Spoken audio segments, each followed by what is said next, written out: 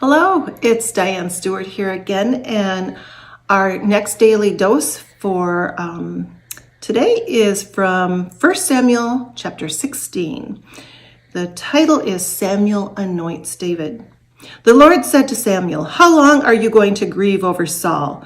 I have rejected him as king over Israel. Fill your horn with oil and get going. I'm sending you to Jesse of Bethlehem because I have found my next king among his sons." "How can I do that?" Samuel asked. "When Saul hears of it, he'll kill me." "Take a heifer with you," the Lord replied, "and say, 'I have come to make a sacrifice to the Lord.' Invite Jesse to the sacrifice, and I will make clear to you what you should do. You will anoint for me the person I point out to you." Samuel did what the Lord instructed. When he came to Bethlehem, the city elders came to meet him. They were shaking with fear. "Do you come in peace?" they asked. "Yes," Samuel answered. "I've come to make a sacrifice to the Lord. Now make yourselves holy, then come with me to the sacrifice." Samuel made Jesse and his sons holy and invited them to the sacrifice as well. When they arrived, Samuel looked at Eliab and thought, "That must be the Lord's anointed right in front." But the Lord said to Samuel, "Have no regard for his appearance or stature, because I have selected him." God doesn't look at things like humans do.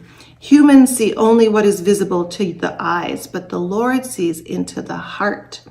Next, Jesse called for Abinadab, who presented himself to Samuel, but he said, "The Lord hasn't chosen this one either." So Jesse presented Shammah, but Samuel said, "No, the Lord hasn't chosen this one." Jesse presented 7 of his sons to Samuel, but Samuel said to Jesse, "The Lord hasn't picked any of these." And then Samuel asked Jesse, "Is that all of your boys?" "There is still the youngest one," Jesse answered, "but he's out keeping the sheep." "Send for him," Samuel told Jesse, "because we can't proceed until he gets here." So Jesse sent and brought him in. He was reddish brown, had beautiful eyes, and was good looking. The Lord said, "That's the one. Go anoint him." So Samuel took the horn of oil and anointed him right there in front of his brothers. The Lord's Spirit came over David from the point forward. Then Samuel left and went to Ramah. Now the Lord's Spirit had departed from Saul, and an evil spirit from the Lord tormented him. Saul's servants said to him, "Look, an evil spirit from God is tormenting you. If our master just says the word, your servants will search for someone who knows how to play the lyre. The musician can play whenever the evil spirit from God is affecting you, and then you'll feel better." Saul said to his servants, "Find me a good musician and bring him to me."